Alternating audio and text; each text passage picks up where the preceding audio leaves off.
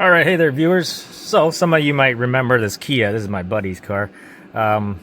His complaint this time is every time when he reaches around half a tank of fuel left, he knows he still has half a tank, but when it reaches around half a tank, it just drops to empty. And yeah, that is his complaint, and it only does it intermittently. But once he fills up the fuel tank back up again, it just shows full. Also, he says that his check engine light comes on after too, and then when he fills it up, the check engine light goes away. So this thing, I don't know if it's very common on the Kia. I might have replaced some on the. This is a Kia Optima. I might have replaced a couple on the Sonatas. So if you have a Sonata, it's basically same procedure to replace this fuel level sensor. So I went to go and pick up the part, right, from the Kia mothership dealership, and yeah, just so I have the part, because yeah, I remember when I was at Hyundai, 2007 to 2012, they were really bad. The fuel level sensors, and a ridiculous amount of money. That thing was like $136, not including the rubber gasket that I also ordered. That thing was like $26. But the one on the Santa Fe, they had two, one on each side, because you got a drive shaft going in the middle, and it had a pickup on the other side of the fuel pump.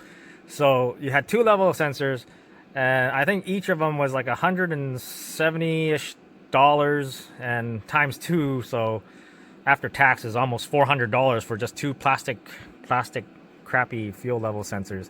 And what happens is the little bristles that touches the sending unit, there's three little bristles and they're really thin. So what happens, I guess, I don't know if it's the fuel. Oh, let me hook up the scanner and I'll scan the check engine light first, get that going. But I don't know what happens. I don't know if it's because of the fuel and it just deteriorates the little bristles on the fuel level sensor. But they came out with an updated part, and it's not three little bristles anymore. They just made two fatter bristles, copper bristles that touches the fuel level sensor. And I guess, I don't know how much longer that will last it, but I guess it made it last a little longer, I guess. I don't know, but yeah, that was the issue with those fuel sending units. I don't know if it's the same with the Sonatas or the Kia Optima, same car, but yeah. So there you go. Fuel level sensor A circuit intermittent. So those are the codes. So it comes and goes, and he just, the gauge just drops down to 0. So what I'm going to do is I got to remove that little kid seat. He also had we all went to his daughter. He has a daughter now. It's so weird. It's weird growing up, We all knew each other since high school, but went to his daughter's 100-day. Celebrate the 100-day. I guess. I don't know if that's an Asian thing, but yeah. Anyways, I'm gonna remove that. The access for the fuel pump is in the passenger side back seat, so I'll take out the cover. But yeah. Anyways, that's what I'm gonna do. Also, he wants me to change his oil. I'm gonna do an inspection on it. I think it needs brakes. I can't remember. There's a bit of a little clunking noise on the driver's side when I was driving it back, because I went to his house to pick it up, and he works today, so he had to take his mom's car to work, and then I dropped off my truck over at his place. But yeah, anyways, let's get started. I'm going to start removing the back seat and yeah, get to that fuel pump. Nice, just like any other customer, the trunk is full. I did tell him to empty his trunk before I come and pick up his car yesterday, but I guess he didn't. Okay, so I'm just gonna remove some stuff. Figure out how to remove a baby seat, because how to remove this baby seat. Okay, there's a little thing down there. Okay, there you go. Just latches onto the child seat anchors. So I'll put that to the side. I'll put it outside. Alright, maybe you don't want to watch me remove all the stuff out of the trunk, so I'll just bring you back once I got rid of all the stuff. Okay, so I got the cover off. So it's just you know, I got two connectors held in by 4 screws. This thing comes right out. I was actually expecting one of those locking rings, but I guess it's only held in by bolts. I think that'll make it easier to take out. That's your fuel tank pressure sensor. You can, if you want, you can relieve the fuel pressure. All you just got to do right now with it unplugged, just start the car up. At least that way you'll get less of a mess. You'll still get some spillage, but not a whole lot. But I don't know. You can always start the car with it unplugged. I might set a code, so you probably need a scanner to clear it after. All right, so start her up until it dies.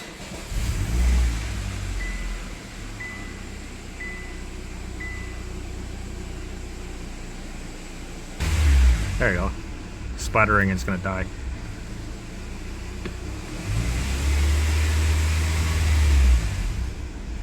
There you go. All right, so now the fuel pressure is released or relieved. Yeah, now I can just disconnect that fuel line.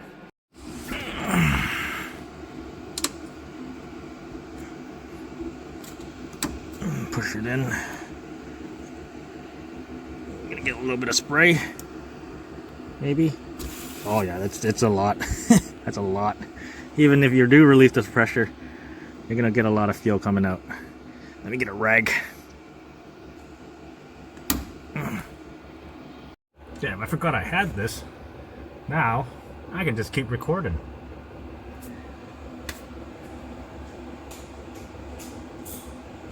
Alright, so we grab ourselves an 8mm socket and just start cracking these bolts loose. Actually not on there that tight.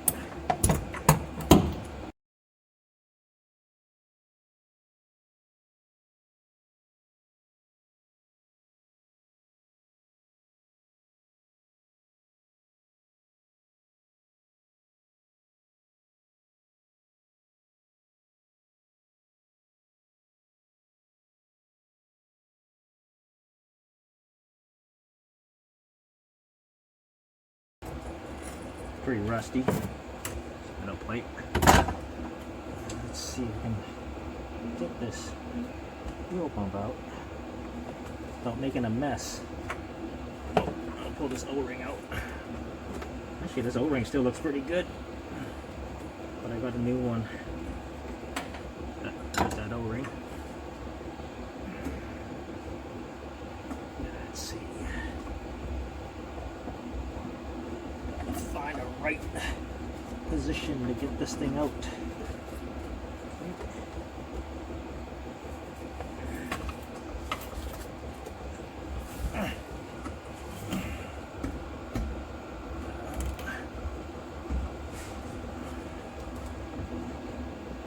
Might be a good time to grab some rags. The level center goes on that side.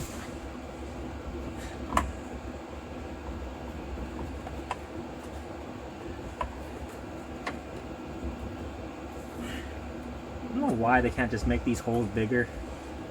Just a little bit, you know, just so you can get the rest of this fuel pump out easier. You know, they just gotta give you such a small hole. Okay, push this in.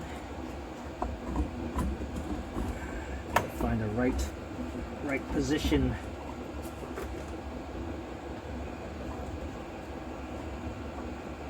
Get it out. There we go.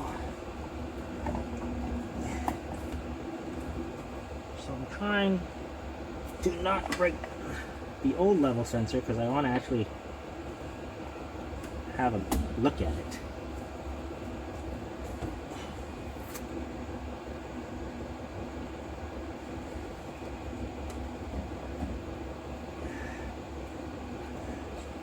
Keep rotating it. Oh, there we go. Made it. Yeah. Okay, before I completely take it out, I'm gonna go get a rag. Some spill fuel on the back seat here.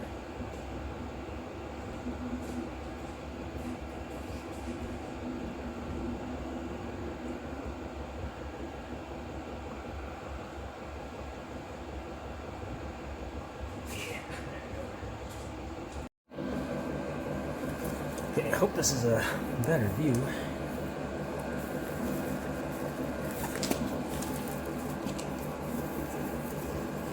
Got the fuel pump here. If you're wondering why there's no sock on the outside, it's inside the fuel pump. It's just down there. Yeah, pickup's right here. This is the return. Oh, this is the return for I guess the fuel pressure regulator. All right, let's see. To remove this fuel level sensor, just connects it to here. The wire just connects into there. I should move you up a little bit more. How about that? Okay. So this level sensor should just come out by lifting up the tab and sliding out. Might have to get a little screwdriver. Push down, slide out. Ah, there you go. And that just comes out. So you just gotta push this down. There's these little, oh, not even in the, there's these little slots in here. And that's where these little things go in. And then this little clip up top is what locks it in place. So let's look at the old one. You can see all the worn out, which side is the, yeah. You can see all the worn out, you can see the little groove in the middle of where it's where this thing contacts. I can see that, but here's the see all that dark spot, and in the middle where it rides onto, it's been, constantly when it goes up and down like that, it eventually just wears through those contact areas on that fuel level sensor. So this one's different than the Santa Fe. This one failed in a different way. So let me show you the new one and what that one's supposed to look like.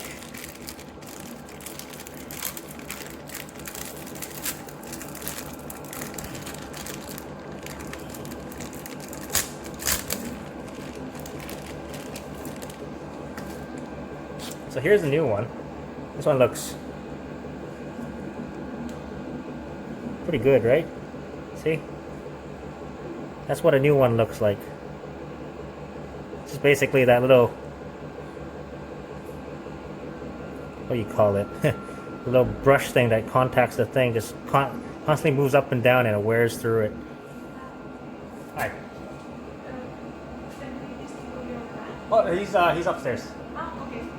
You can just knock on the door upstairs. Okay. Yeah. Oh yeah, that's our tenant downstairs. I guess. Well, before I came into the garage, my dad was helping our tenants with their car because they just bought a what is it? A Toyota Sienna? Because they just have twins and stuff, and they needed a car to move, get around with their twins and everything. So they just bought a used Sienna. Am I even recording? I am recording. Yeah, I'm recording. But yeah, they bought a used Sienna that needs a bunch of work, and my dad was just helping them with it. So yeah. Anyways, this thing goes right in, and then we're just gonna pull up to click it in. Push down at the same time. So make sure you orient it into the right direction. I don't think you can really mess this up. It only goes in one way. So, but I have seen people screw things up like that before. At one time where they filled up the tank, and I guess they put it in backwards, and it was reading empty when the tank was full, or something like that. I can't remember. It was a long time ago.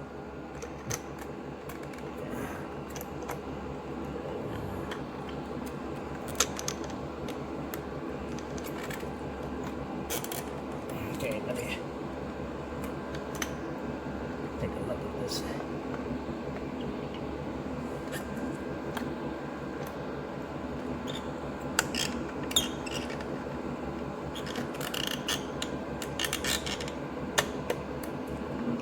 And that clicks in.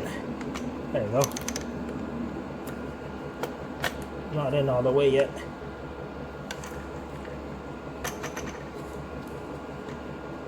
Make sure this tab actually seats in down all the way. Let me get a little pocket screwdriver.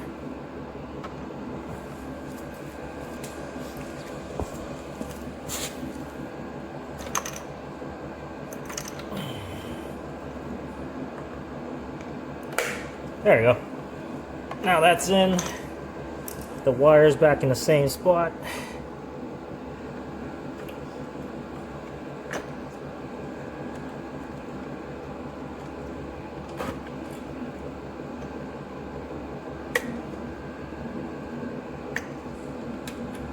Just routes it into like here.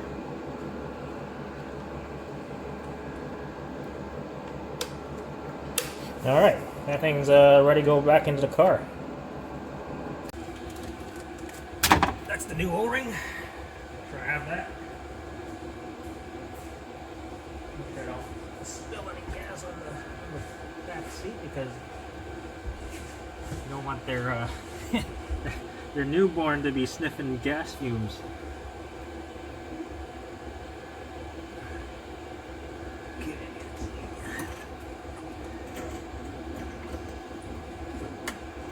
Wow, it goes in way easier than it did coming out.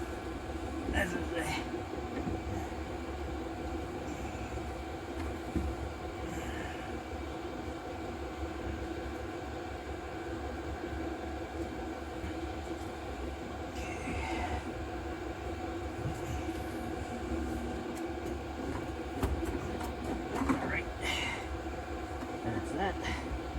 So make sure you remember how this thing orientates in the gas tank. The locking ring only goes in one way because there's a little tang there. You can see it. There's a tang there that goes on the fuel pump. But typically, you basically you want to put the fuel line on the same spot where the fuel pump nipple is sticking out of. I don't see any marks on it though to tell you where it goes.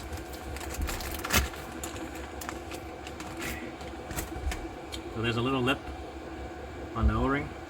It's supposed to go in this way.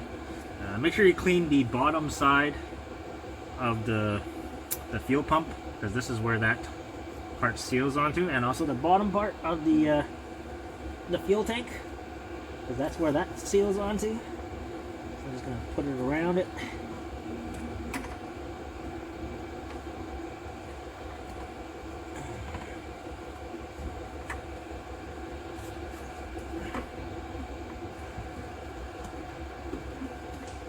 So yeah, if you're looking, that's what the ring is supposed to go onto. I don't know if you can see it.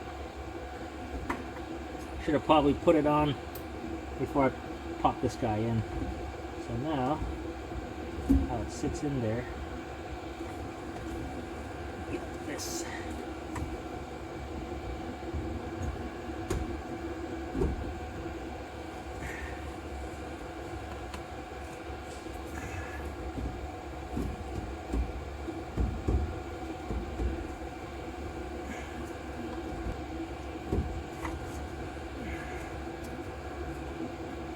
Putting the bolts in.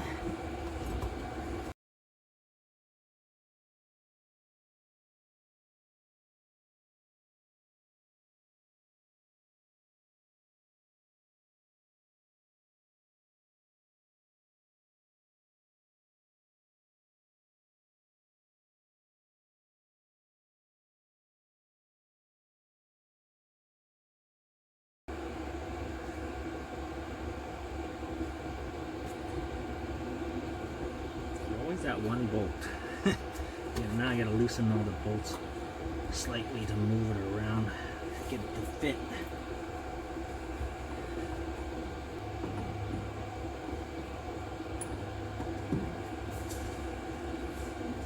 So yeah, I think that's pretty much it. I don't think this is pretty or that difficult. Maybe if you have the locking ring, it's gonna be a little difficult because you gotta like hit it off. But with these ones with the bolts, you just unbolt it and then bolt it back in.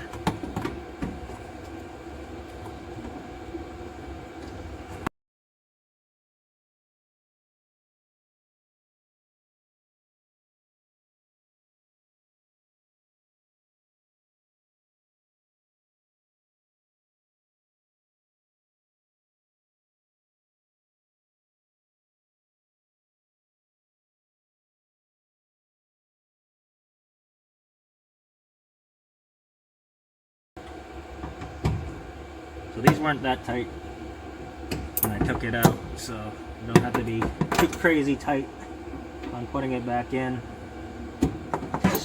Snug. And then that should be it. Okay, that's now you put the cover back in. Make sure you plug in your connectors, also plug in your fuel line. It just plugs in.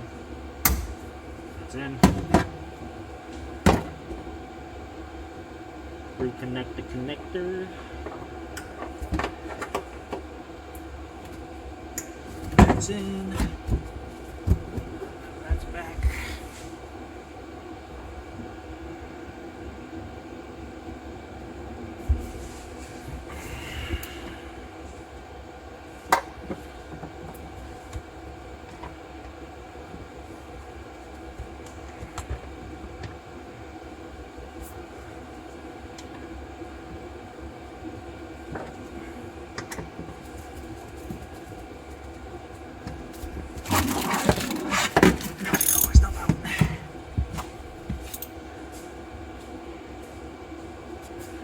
Okay, so before I go ahead and put all that stuff that he had in the trunk back in, I'm gonna start her up.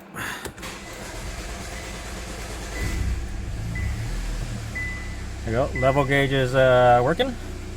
And then we're gonna double check. Double check the oh, turned off on me. The scanner back up again, and because I disconnected those connectors and started the car with them unplugged, probably set some codes. Now, automatic ID. Yeah, there you go. Okay, engine. Codes. Oh, no codes. Just clear codes one more time.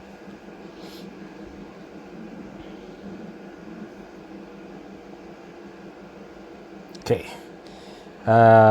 Function test. There should be an evap test on this thing. Well, if I remember Hyundai's. Maybe not. Engine off test. Don't think this has a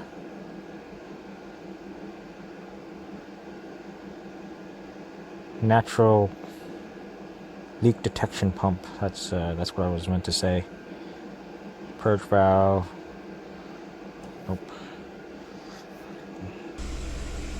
So I'm not sure, but on the Hyundai's and on the Genesis, there is an evap leak test, and we were supposed to do it on them for something. I can't remember what it was. It was for, I can't remember if it was a recall or something. I can't remember what we had to do. Yeah. Damn, I can't remember. Was it the nut cracking or something? I can't remember. Or maybe that was a Honda. But yeah, there on the Hyundais, there was a evap leak test that we were supposed to do after, I can't remember what recall, but so evap monitor test. So you got to have it at operating temperature, engine at idle, no codes, fuel level below 80%, car not moving, and then it should do its thing, right? It will bring up the RPM to about 1500, and it'll hold it there, and it does its tests. And basically, it's using the fuel tank pressure sensor and the purge valve to determine if there's a leak.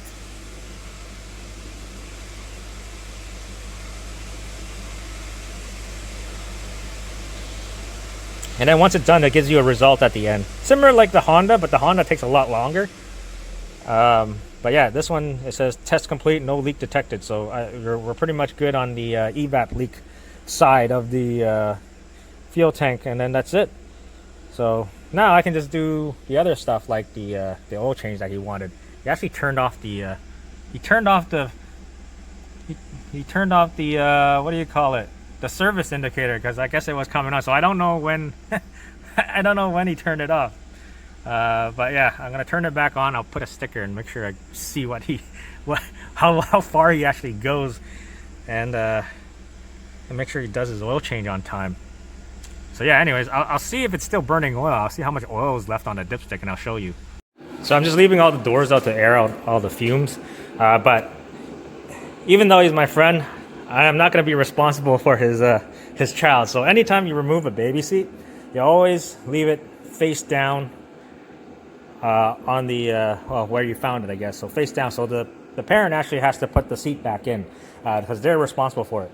But let me tell you a story. I had one time when I was at Hyundai, we had a customer complain about her Palisade, where the third row reclines, and so they had a kid in the back seat, right?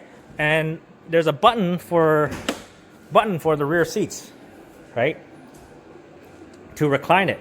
So she had another kid in the back, just messing around, pressing the buttons, and end up pressing and holding the button for the rear reclining seats for the third row. So she had a child in that rear seat, and I guess the seat just kept going because the kid was holding the button. Because usually when you press it once, the seat will recline, and then if it feels resistance, it backs off. But you override that by holding that button. So the parent, of course, came into our dealership and was like, "Hey, I'm concerned about this car, blah blah blah, crushing my kid in the back seat, right? And it shouldn't be like that."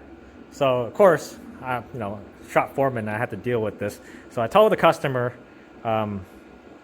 Also, this also came from TechLine too. I also made a TechLine file, stating that, hey, the back seat was reclining on her child, and it was because of her other child was holding the button to continually recline that back seat, which overrides the function of the when it feels resistance and it backs off. So basically, TechLine told me, hey, the responsibility of your child and who's watching your child is the parent, not the responsibility of the manufacturer to be watching your kid. So that's basically what my answer was to that parent. It's tough talking to customers sometimes, because sometimes it's like, no, it's like, this shouldn't be like that, So yeah, what do you do in that situation, right? We can't. There's nothing to fix at that point. Like, what, disable the seat so it doesn't recline, so you lose a function? Or like, engineers designed the seat to do what it's supposed to do, and there's an override function where your kid's basically overriding that switch by just holding the button so the seat reclines, and it's reclining on their kid. But yeah, so sometimes customers don't get that. It's just, they just think it's somebody else's fault. So. And it's not something we can repair. It's just, that's just how the function is. So I don't know. There was a lot of stuff going on. But anyways, let me go ahead and check the oil on this dipstick and see where it is on there. Okay, let's see. Actually, it's not too bad. Middle mark. I usually fill it up to the top mark. So maybe half a quart low. No, it hasn't gotten too bad yet.